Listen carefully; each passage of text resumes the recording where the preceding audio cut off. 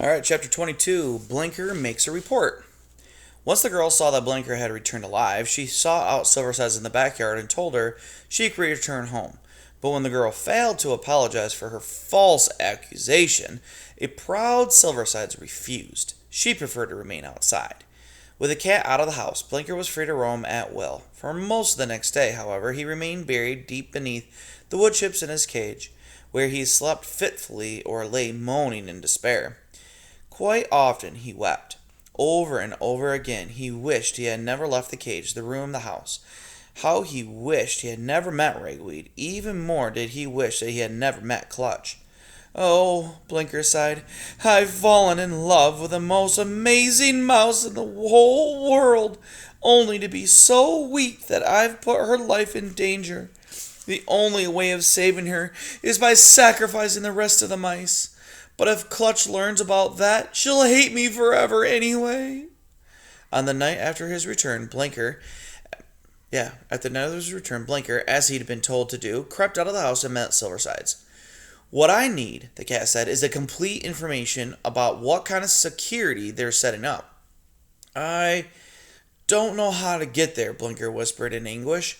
I'll escort you, Silversides assured him. After leading Blinker back to the street where the new club was, she said, Do you want me to come and get you in a couple of hours? I think I can find my way back now, Blinker murmured. Remember, Silversides went on, if you don't bring me the information I want, you'll never see those two friends of yours alive again. Blinker, who had been considering running away, bowed his head in submission, convinced Silversides would do exactly as she threatened. Do they have a name for this place? Silversides asked. Cafe Independent. Cafe, yeah, Cafe Good Riddance, the cat sneered. Now go! Blinker made his way into the old bookstore. The place was very busy. Windshield was attacking one wall with the paint. Foglight was still in a corner, immersed in writing. Clutch, Lugnut, and Dipstick were hard at work, pushing and pulling a volume of an old encyclopedia across the floor with the intent of using it as a performance platform. Other mice were polishing the floor with bits of tissue. Still others were collecting and carrying out the endless trash, dumping it in the back hallway. Blinker kept telling himself that he must let Clutch know that Silversides was planning. Hey, dude, what's happening?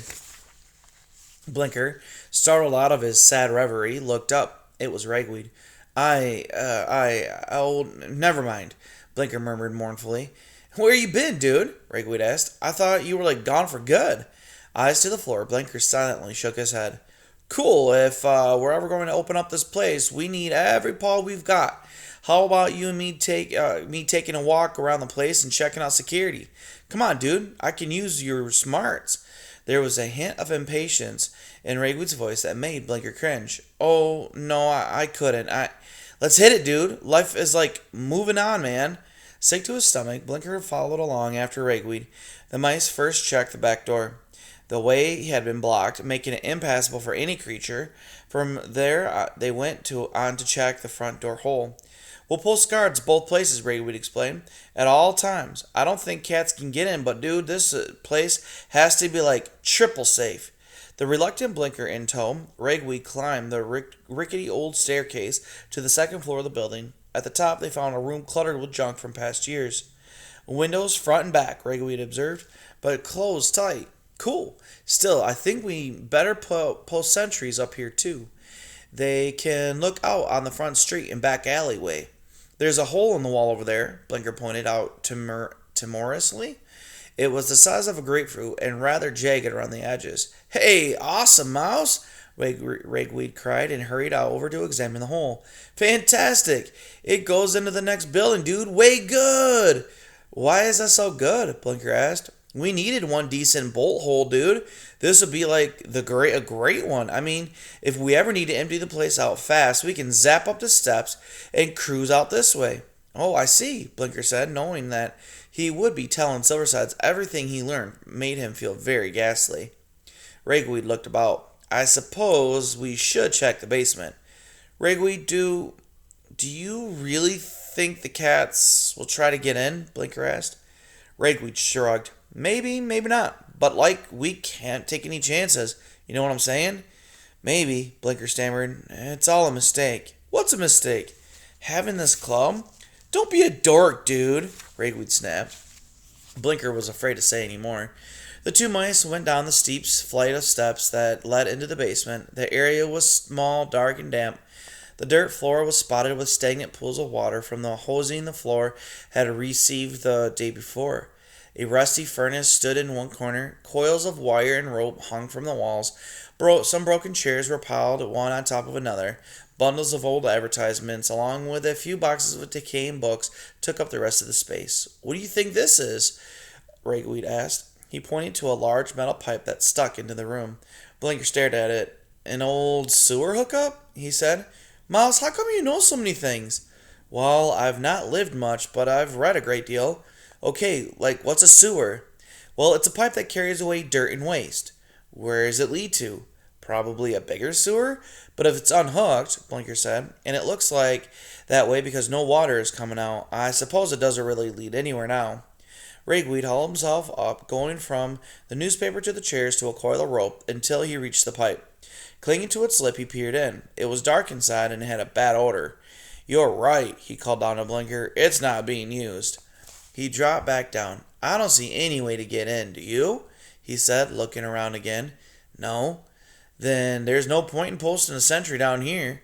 I think you should," Blinker stammered. "You do? Why?" Blinker hung his head. "Just in case," he mumbled. "Yeah, I suppose like you're right. Let's go." The two mice returned to the main floor. "Thanks for your help, dude," Ragweed said to Blinker. "And cheer up, man. Things are going to get better." "Ragweed," Blinker called as Ragweed started off. "What's up, dude?" Blinker's paw trembled. I have a confession to make." "A what?" It's... Unable to find the right words, Blinker took a deep breath with the intention of trying again. Before he could say anything, though, Clutch ran up and joined them. "Blinker!" she cried.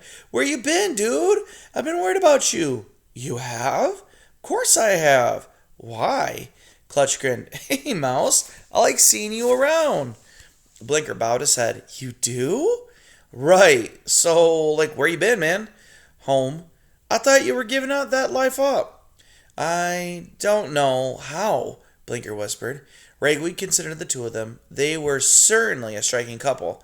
She tall and thin, gray-brown, with a top of her head dyed green. He was small and shy, entirely white, with blinking pink eyes and a naked tail.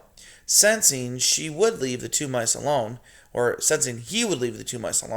Ragweed started to back away. Clutch grabbed hold of him. "Hey, dude, the guys that I've been thinking. Remember I told you about Muffler? Wasn't that your lead singer?" "You got it. The one Silversides took out?" At the mention of Silversides, Blinker paled.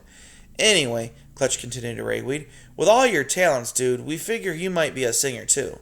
"You mean be part of your band?" Ragweed exclaimed. He was rather pleased. "Hey, dude, it would be awesome.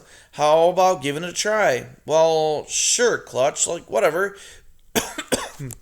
Just let me finish here with Blinker," and he turned to where the white mouse had been, but Blinker was not to be seen.